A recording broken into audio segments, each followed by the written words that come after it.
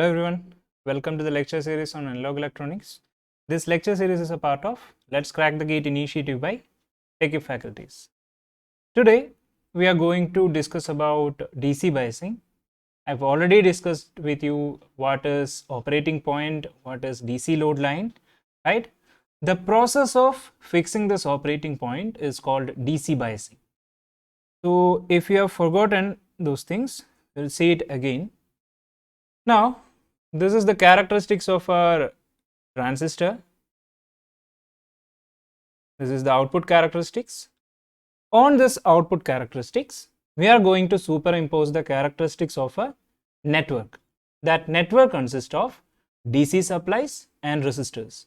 So when there is just resistors and supplies, we know that the characteristic will look like a straight line. So we are going to draw that straight line here.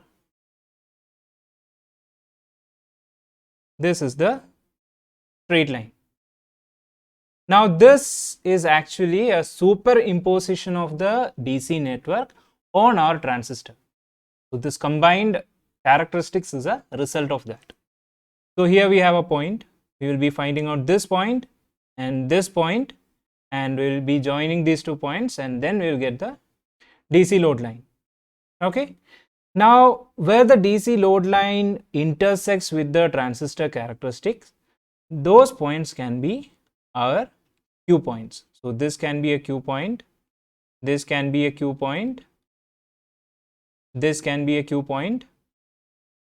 There are also other Q points, but we know that why we cannot select them. By looking at this, it seems that these 3 points are okay for our Q points. It actually depends on the application of our transistor. It also depends on the input as well as output of our transistor. Okay, so this is how we found Q points, that is, on the transistor characteristics we superimposed the characteristics of a DC network, and where the 2 characteristics intersects, those points can be our operating points.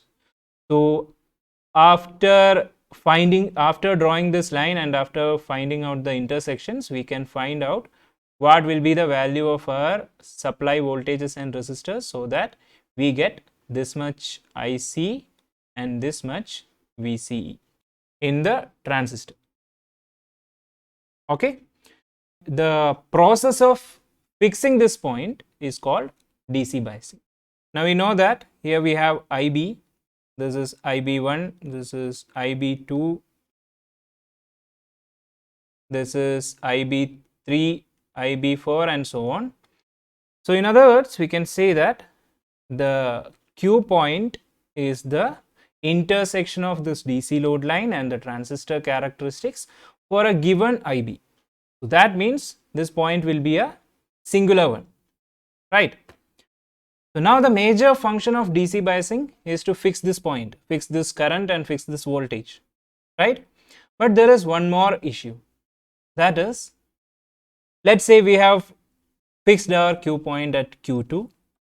The problem is, as temperature changes, the collector current, the base current, base emitter voltage, the value of beta, all these things changes. If collector current in the transistor changed, let's say collector current increased, the operating point will move from Q2 to Q1.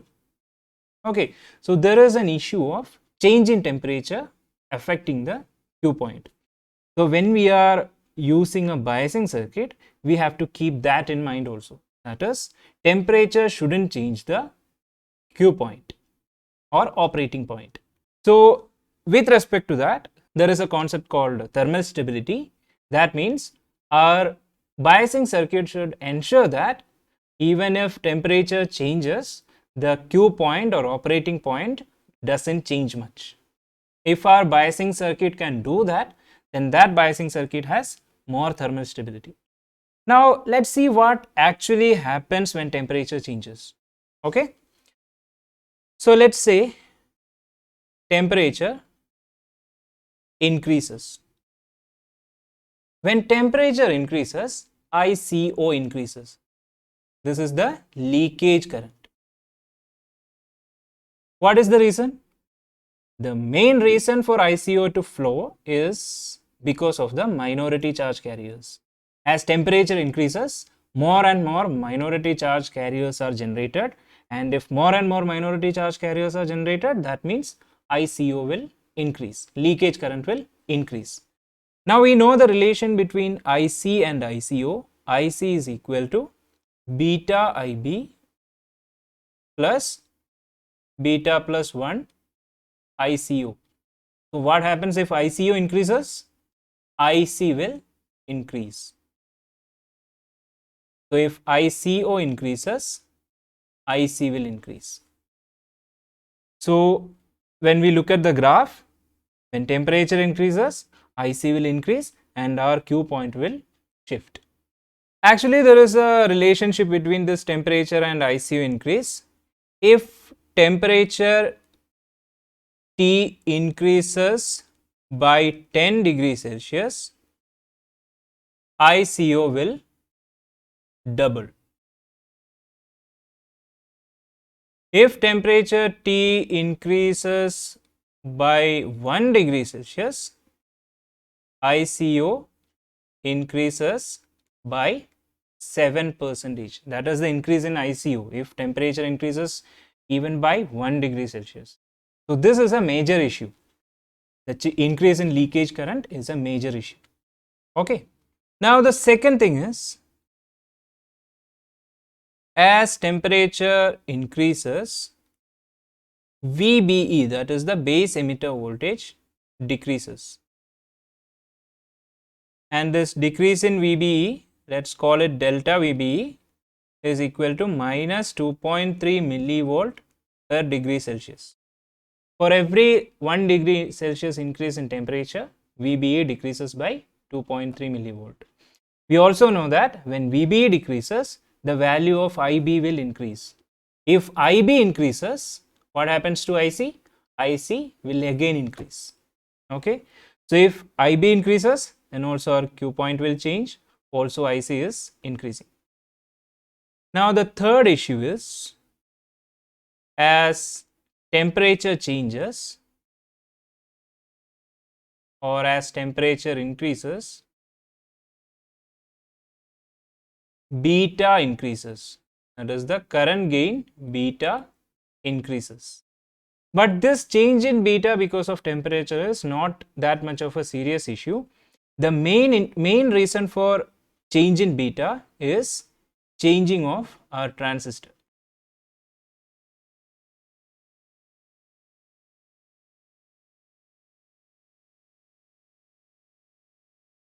That is, for different transistors, beta will be different. For the same part number, this beta can change from transistor to transistor.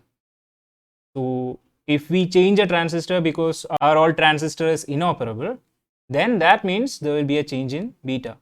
We are fixing this Q point by fixing some voltages and currents, and this Q point will be fixed by the external circuit. So when our transistor changes, this Q point will also change because of the change in beta. So these are the three things that affects the change in operating point. So we can see that temperature plays an important part in changing the operating point. Now how can we reduce this? That we will see in the biasing circuits. So in every biasing circuit, we will analyze the Q point as well as the temperature stability. So if beta changes, that is beta increases, IC increases due to this relation. So increase in IC depends on these three factors. One is ICO, second one is VBE, and the third one is beta. Now we can write IC as a function of ICO, VBE, and beta. Now we can also find the change in IC with respect to the change in these quantities. We know that if y is a function of x, then the change in y, delta y, is equal to dou y by dou x into delta x. If we apply the same thing here, we can find out the value of change in IC, that is delta IC will be equal to dou IC divided by dou ICO into delta ICO plus dou IC by dou VBE into delta VBE plus dou IC by dou beta into delta beta. Now, change in IC is dependent on this change in ICO, change in VBE and change in beta. Now, this dou IC by dou ICO can be written as term SI. So, this becomes SI into delta ICO, where SI is equal to dou IC by dou ICO plus SVBE into delta VBE plus S beta into delta beta. Now, these terms S, which is SI, SVBE and S beta, they are called the stability factors. These stability factors gives an idea of the thermal stability of a particular transistor biasing circuit. Okay, so we can see from here that SI is equal to dou IC by dou ICO, SVBE is equal to dou IC by dou VBE, and S beta is equal to dou IC divided by dou beta. Out of these three stability factors, SI is the most important one, because the change in ICO affects change in IC in a larger scale. So, this is invariably called S, or the stability factor of this biasing circuit. Okay. Now, we will see some biasing circuits, we will analyze them, and we will also find the stability factor of that biasing circuit, and most likely the stability factor we are going to find is SI, that will be invariably called S. There is one more issue related to this change in IC with temperature, and that is called thermal runaway.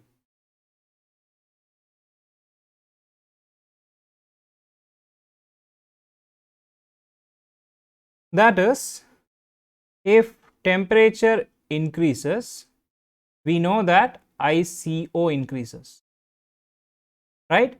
If ICO increases, IC will increase. If IC increases, this is the output current of our transistor. IC increases means IC increases. What happens if IC increases? It will increase the power dissipated in the transistor. That means it will further increase the temperature. So, that will increase the temperature. If temperature increases, ICO increases. If ICO increases, IC is again increased. If IC increases, again temperature is increased. So, this happens cyclically, and finally this temperature increases beyond our control, and that will make the transistor inoperable. That will destroy the transistor. Now, we can look at different biasing circuits, and we will also analyze the operating points and thermal stability of those particular biasing circuits. Now, the first biasing circuit is called fixed bias circuit, and this is the diagram that shows the circuit. Here we have VCC, here we have RB, the resistor which is connected to base, RC, the resistance which is connected to collector. Here we have a coupling capacitor C1, another coupling capacitor C2. Here we have our input signal, and here we have our output signal. So, by this you can see that there will be two inputs. One is our input signal Vi, the other one is the DC supply VCC. So, this is the power input and this is the signal input. Okay. Now, we need to analyze this circuit using the DC analysis. So, during DC analysis, we will apply superposition theorem. In order to find only the DC currents, we will assume that the input signals are removed. When the input signals are removed, we will get only the DC values of currents and voltages. Okay. So, for that we can open circuit Vi, and what happens to the capacitors in DC circuits? Capacitors will be open circuited. So this circuit changes to this.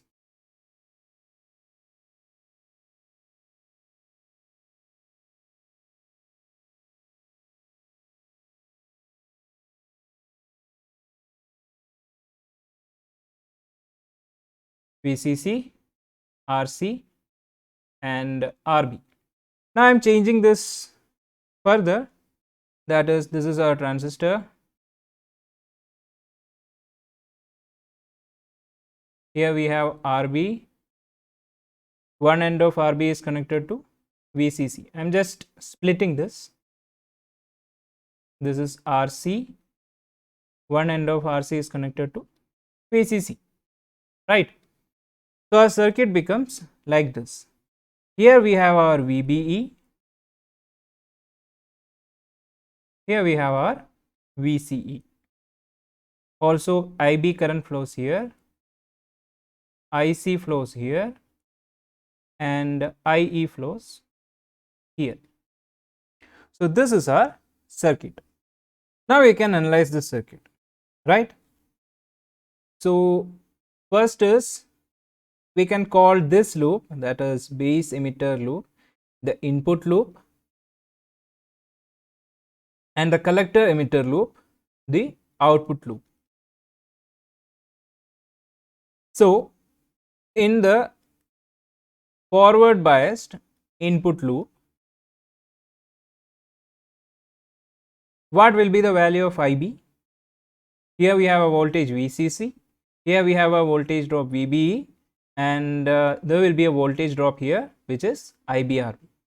So if we apply KVL here, we will get VCC minus VBE is equal to IBRB, or we can write IB is equal to VCC minus VBE divided by RB. Now in the reverse biased output loop, because we know that collector base junction will be reverse biased, so in the reverse biased output loop, if you look at the output loop, there is a current flowing here IC, there is VCC here, VCE here, and if you apply KVL here, we will get VCC minus VCE is equal to IC RC, or we can write IC as minus 1 by RC into VCE plus 1 by RC into VCC. Okay. So we have seen how to calculate IB as well as IC. Now we can do the load line analysis. For the load line analysis, we can again take the output characteristics. This is IC versus VCE. Now we have an equation for IC, and that equation is IC equal to minus 1 by RC into VCE plus 1 by RC into VCC, right? So this equation corresponds to a straight line. So this equation is the equation of our external circuits, that is this RB, RC and VCC provides this equation. So that is the equation of our external circuit. We are superimposing this on the equation of, on the characteristics of our transistor. So here we have the transistor. Now we have to superimpose this characteristic onto this transistor. That characteristics which is superimposed is called the load line. So how can we draw the load line? We can apply that IC is equal to 0. That means when IC is equal to 0, we will get VCE as 0 equal to minus VCE by RC plus VCC by RC. That means VCE is equal to VCC, the applied DC voltage. So that corresponds to this point. This is VCC. Here IC is 0, right? Then for the next point, that is a point on the line here, we can take VCE equal to 0. So that implies IC is equal to, when you look at this equation, that is VCC by RC. So let's say this is the point corresponding to VCC by RC. So we have 2 points. When we connect these 2 points, you will get the load line. So this line is called the load line.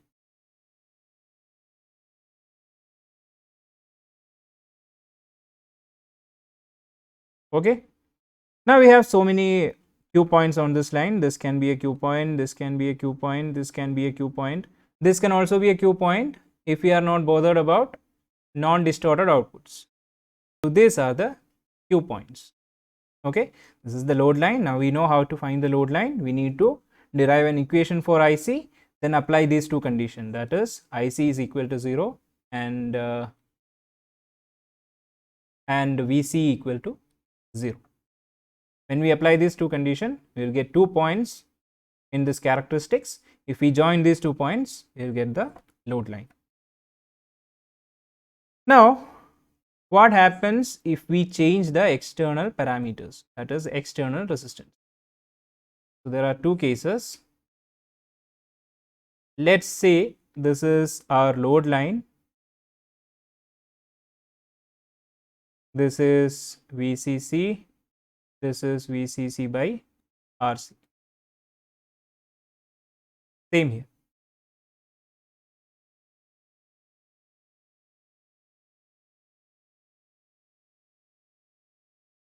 Okay, let's say this was our Q point,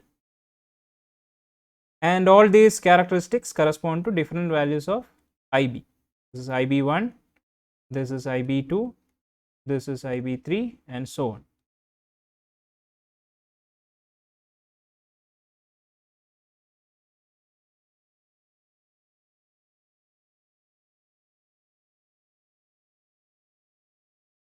Okay, let's say we are changing RB.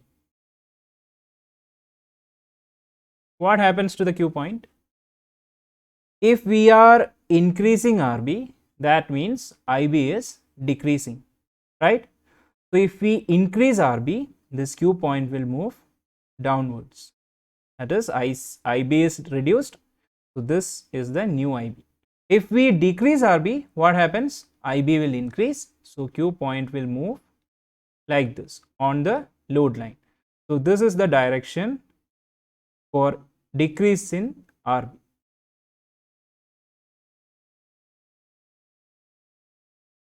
So now we know how to change the Q point by design. RB is a fixed value. So whenever we change RB, we are actually changing the entire design of this biasing.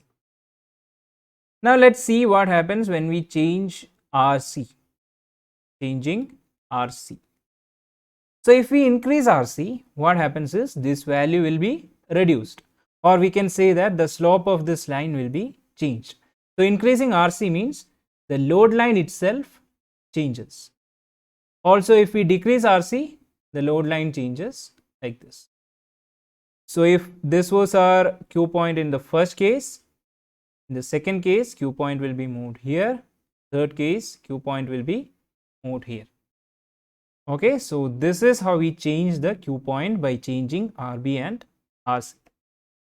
Now we can analyze the thermal stability of this fixed bias circuit. So for that, we have to derive the equation for S. Okay, we know that IC is given by beta IB plus beta plus 1 ICO. We also know that S is equal to, that is S corresponding to ICO is equal to dou IC divided by dou ICO. Let's say this is equation 1. We will differentiate equation 1 with respect to IC. Differentiate 1 with respect to IC. So on the left hand side, it is dou IC by dou IC, which is 1, is equal to beta into dou IB divided by dou IC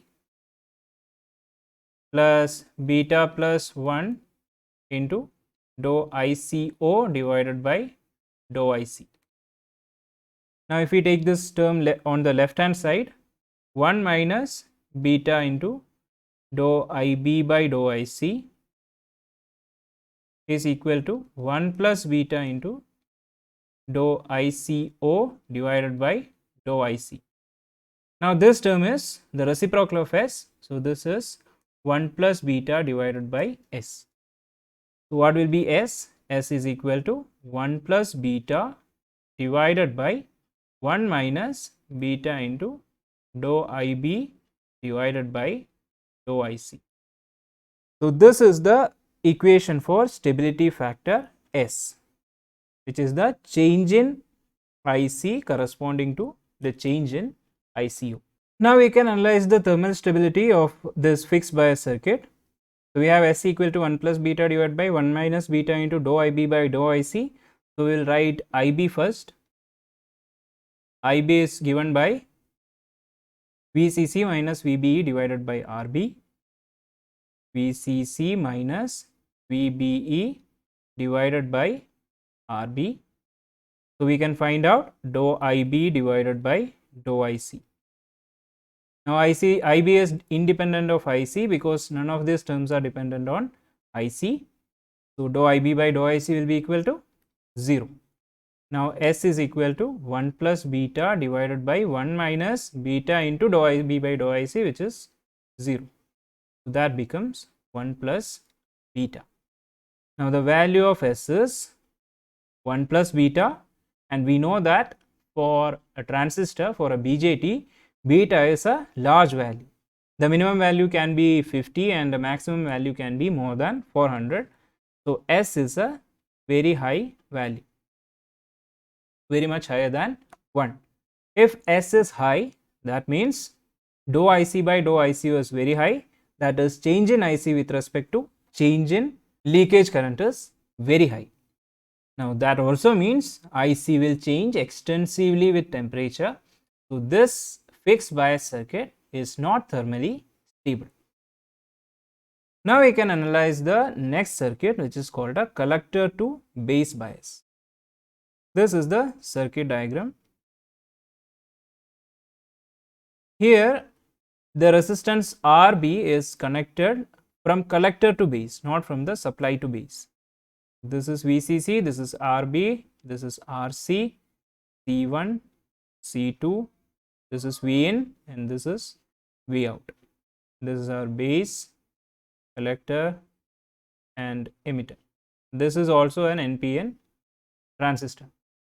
Now you know how to redraw this figure. So if we redraw this figure, we will remove the input, which is AC, because we are doing only the DC analysis, and all the capacitors will be removed because capacitors are open circuited. So here we have our VCC, RC, and from here we have our RB. And the emitter is connected to the ground. Now we know that in the collector, the current that is flowing is IC, in base that is IB, and in emitter that is IE. Now what current flows in this resistor? Let's call this current I, and this I is actually as the sum of IB and IC. This is IB plus IC. Now we can analyze the circuit.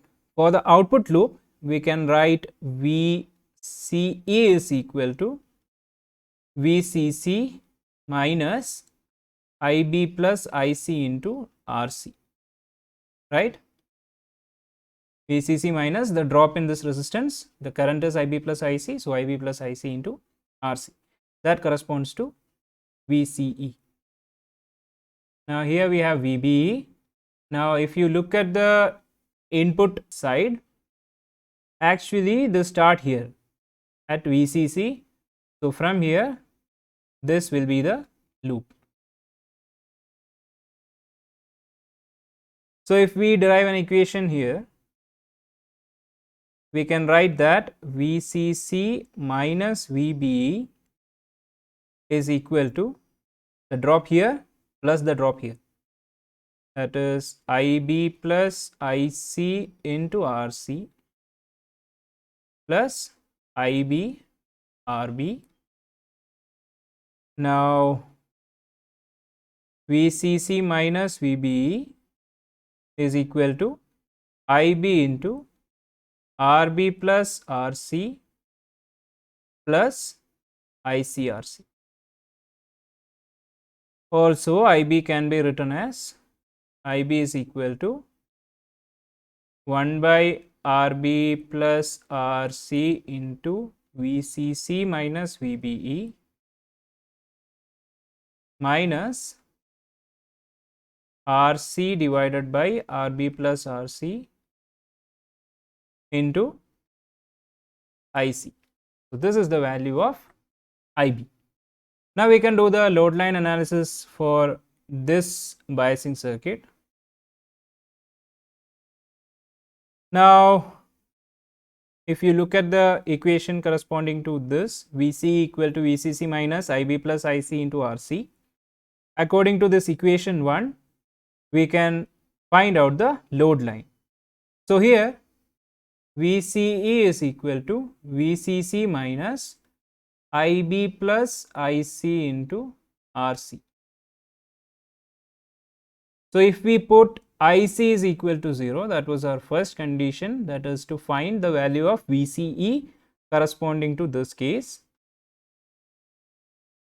We will get VCE as VCC minus IB RC. If we put VCE equal to 0, we will get IC as VCC minus IB RC divided by RC. So, these will be the conditions corresponding to the load line.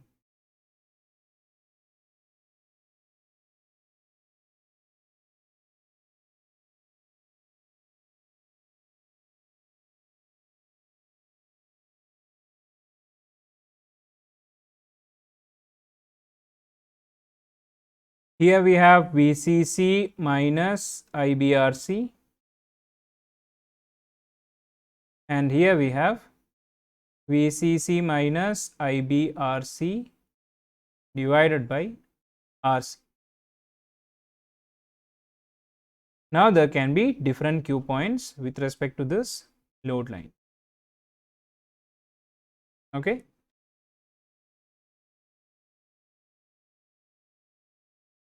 But in this case, we can see that these points, this point and this point are dependent on IB.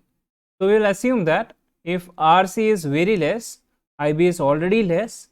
So, these points, in these points, we can avoid these terms.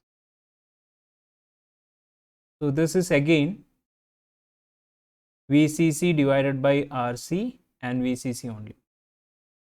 Okay. Now, we can do the stability analysis. For stability analysis, first we will find out dou IB by dou IC.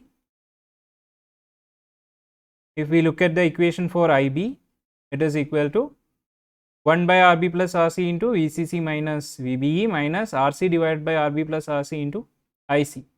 So, this term is a constant and this depends upon IC. So, dou IB by dou IC will be equal to minus RC divided by RB plus RC. That is given by, this is obtained from this equation 2. Okay, now we can write S. S is equal to 1 plus beta divided by 1 minus beta into dou IB by dou IC, which is minus RC divided by RB plus RC. Now, this becomes equal to 1 plus beta divided by 1 plus beta into RC divided by RB plus RC. So, this is the stability factor in case of collector to base bias circuit. Now, we can make an assumption here, and that assumption is RB is very much less than RC. In that case, S will be equal to 1 plus beta divided by 1 plus beta into RC by RC, because RB is very much less than RC. So, that becomes 1 plus beta divided by 1 plus beta, and that is equal to 1.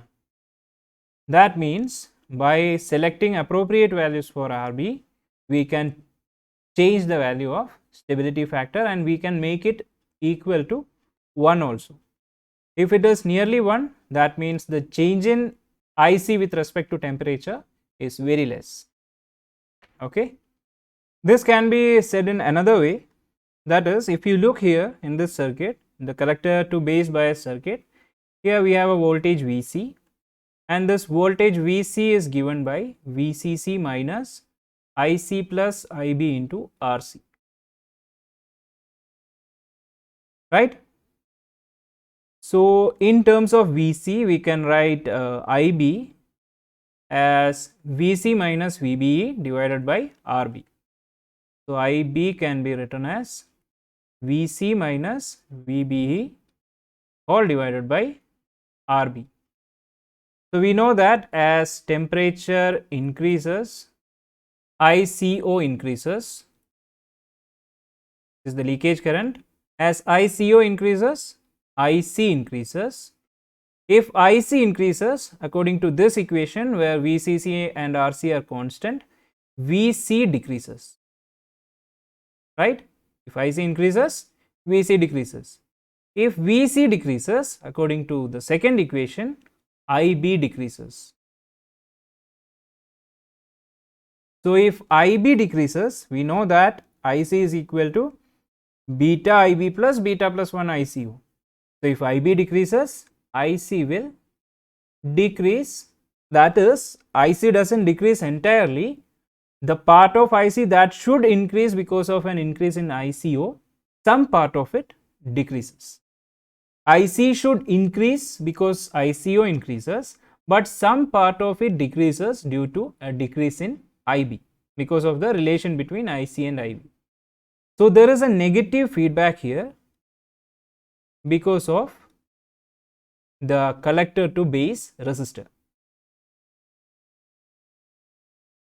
RB provides a negative feedback and this negative feedback reduces the increase in IC and so that the thermal stability improves compared to fixed bias circuit. Does not mean that this is the most thermally stable circuit. Now, the third biasing circuit, it is called emitter stabilized bias circuit and the diagram is like this. This looks like a fixed bias circuit, but the difference is there is a resistor connected between emitter and ground. So, here we have RB, RC and another resistor RE. This is C1, this is C2, this is V in and this is V out. So, the first step will be to redraw this circuit.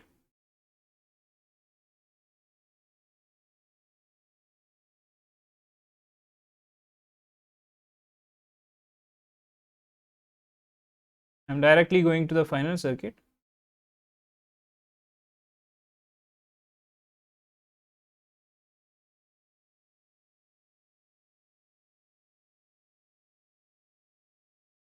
This is also VCC. So, we can write the equation for input loop and output loop. So, for input loop, this is plus or minus VBE, a current IE flows here, a current IB flows here. So, we can write VCC minus VBE is equal to IB RB plus IE RE, right. So, this is for input loop. Now, for the output loop, we can write, here we have VCE, here IC. So, for the output loop, VCC minus VCE is equal to IC RC plus IE RE. We also know that IE is equal to IB plus IC.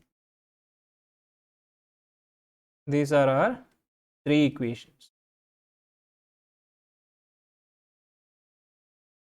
Okay. So, equation 1 can be written as VCC minus VBE is equal to IB RB plus IE can be written as IB plus IC into RE, and that will give us IB into RB plus RE plus IC into RE. So let's call this equation number 4. Now we can do the load line analysis. For that, we have our characteristics of the transistor. We also have the output equation. We need to find 2 points on this graph and then draw the load line. So if you look at the output equation, which is VCC minus VCE is equal to ICRC plus IERE. Now we are going to make an assumption here in this equation, that is IC is approximately equal to IE. So this equation becomes VCC minus VCE is equal to IC into RC plus RE. Now we can put the conditions, that is if IC is equal to 0, VCC minus VCE is equal to 0, that means VCE is equal to VCC, which is the applied voltage. For the second condition, we can assume that VCE is equal to 0. Then if VCE is equal to 0, IC will be given by VCC divided by RC plus RE. Okay, so this point corresponds to VCC, and here we have another point which corresponds to VCC divided by RC plus RE. Now we can join these two lines and we will get the load line. This is the load line. Now you know how to find the Q point with respect to the load line. When we change RB, load line changes. When we change RC or RE, then again this load line changes. Now we have the equation for IB, that is this equation, fourth equation, which is VCC minus VBE is equal to IB into RB plus RE plus IC into RE. This was our fourth equation. Now differentiate this equation with respect to IC. So left hand side becomes 0. Here we have dou IB by dou IC into RB plus RE plus RE into dou IC by dou IC is 1 plus RE. From this we get dou IB by dou IC as minus RE divided by RB plus RE. So now we can write the equation for S, which is 1 plus beta divided by 1 minus beta into dou IB by dou IC. Now that becomes 1 plus beta divided by 1 plus beta into RE divided by RB plus RE. Now we can assume that RB is very much less than RE. So that implies S is equal to 1 plus beta divided by 1 plus beta into RE divided by RB plus RE becomes RE. So RE by RE is 1. So this becomes 1 plus beta divided by 1 plus beta, which is equal to 1. So if we make this assumption, that is RB is very much less than RE, we get a stability factor of 1. So if we select proper values for RB and RE, we can get higher thermal stability. Now in this case, this can also be explained in another way, that is if we consider the third equation, we can see that VCC minus VCE is equal to ICRC plus IERE. So we can write IC as VCC minus VCE minus IERE divided by RC. So if temperature increases, we know that ICO increases. If ICO increases, IC increases. If IC increases, IE will increase. If there is an increase in IE, that will reduce the increase in IC, because this IE is a negative term here, right? So the increase in IC that should happen is not there. Rate of change of increase in IC is reduced because IE is also increased. So this resistance RE provides, a negative feedback here. RE is the negative feedback here in this emitter stabilized bias circuit. So from this we can see that for this particular circuit, the thermal stability is higher and the stability factor is lower. Now we have some more biasing circuits to study about, and the numericals related to these biasing circuits that we will do in the next class. Until then,